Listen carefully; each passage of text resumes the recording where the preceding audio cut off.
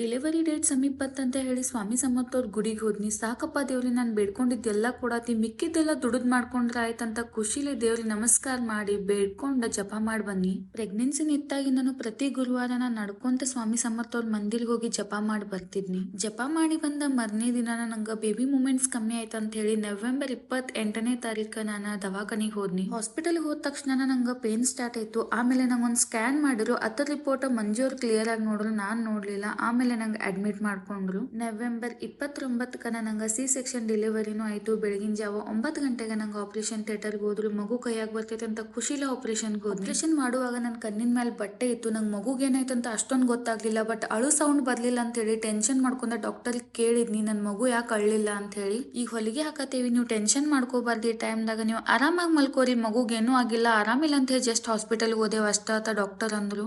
Operation ಆದ ತಕ್ಷಣ ಹೊರಗೆ ಬಂದ್ಮೇಲೆ ನಮ್ಮ ತಂಗಿನ ಫಸ್ಟ್ ಕಾಣಿಸಿದ್ಲು. ಆಕಿ ಕೇಳಿ ಮಗುಗೆ ಏನಾಯ್ತು ಅಂತ ಹೇಳಿ. ಆಕೆ ಅಂದ್ಲು ಅಳ್ಳಿಲ್ಲ, ಅದಕ್ಕ ದವಾಖಾನಿಗೆ ಹೋದಾರು, ನಿಂಗ್ ಗಂಡು ಮಗು ಆಗಿತ್ತು ಅಂತ ಹೇಳಿದ್ಲು. ಹಾಸ್ಪಿಟಲ್ದಾಗ ಬೇರೆದವ್ರ ಮಗು ಅಳೋ ಸೌಂಡ್ ಕೇಳಿ ಹುಚ್ಚಿಡ್ದಂಗ ಆಗತ್ತಿತ್ತು. ಮಂಜು ಅವ್ರಿಗೆ 3ನೇ ದಿನ ಆದ್ಮೇಲೆ ಬಾಳ ಹಠ ಮಾಡಾನ ನಂಗೆ ಕರೆ ಹೇಳುವಂತ ಪರಿಸ್ಥಿತಿ ಬಂತು. ನಿಜ ಗೊತ್ತಾದ್ಮೇಲೆ ನನ್ನ ಪರಿಸ್ಥಿತಿ ನನ್ನ ಕೈಯಾಗ ಇರ್ಲಿಲ್ಲ. ಬಾಳ ಹತ್ತಿನಿ, ಬಾಳ ಬಡ್ಕೋನಿ, ಏನ್ ಮಾಡಿದ್ರು ನನ್ ಮಗು ನನ್ ಟ್ಯಾಗ್ ಬರ್ಲೇ ಇಲ್ಲ. ಡೆಲಿವರಿ ಆಗಿ 5 ಡೇಸ್ ಆದ್ಮೇಲೆ ಡಿಸ್ಚಾರ್ಜ್ ಮಾಡ್ರು. ಕನಸಿಟ್ಕೊಂಡ್ ಹೋಗಿದ್ನ ಖಾಲಿ ಕೈಲೇ ಮನಿಗ್ ಬನ್ನಿ, ಮಗು ಹೋದ್ರು ಪರವಾಗಿಲ್ಲ, ಮತ್ತೊಂದ್ ಆಗ್ತೈತಿ, ನನ್ ಸೊಸಿ ಬದಿಗ್ ಬಂದ್ಲಂತ ನಮ್ಮ ಅತ್ತೆ ಅಂದ್ರು. ನೀಯಾರೇ ಬದಿಗ್ ಬಂದಲ್ಲ, ಸಾಕ್ ಬಿಡು ಅಂತ ಮಂಜು ಅವ್ರ ಅಂದ್ರು. ಅಂಡ್ ನಮ್ಮ ಮಮ್ಮಿಯರ ನನ್ ನೋಡ್ ಇನ್ನೂ ಅಳ್ತಾರ. ಅಂಡ್ ಇನ್ನೊಂದ್ ಹೇಳ್ಬೇಕಂದ್ರ ನನ್ ಮಗುನ ನಮ್ ಹೊಲ್ದಾಗನ ಮನ್ ಮಾಡಿದ್ರ. ಮಗುನೇ ಇಲ್ಲದ್ ನನಗ್ ಬಾನಂತನಾರೇ ಎದಕ್ ಬೇಕಂತ ಹೇಳಿ 20 ಡೇಸ್ ಆದ್ಮೇಲೆ ನಾನ್ ಪುಣೆಗ್ ಬಂದ್ಬಿಟ್ನಿ. ಕಣ್ಣೀರಿಂದ ಸ್ಟಾರ್ಟ್ ಆಗಿ ಕಣ್ಣೀರಿಂದನೇ ಎಂಡ್ ಆಗಿರು. ಇದ ನೋಡ್ರಿ ನನ್ ಪ್ರೆಗ್ನೆನ್ಸಿ ಸ್ಟೋರಿ.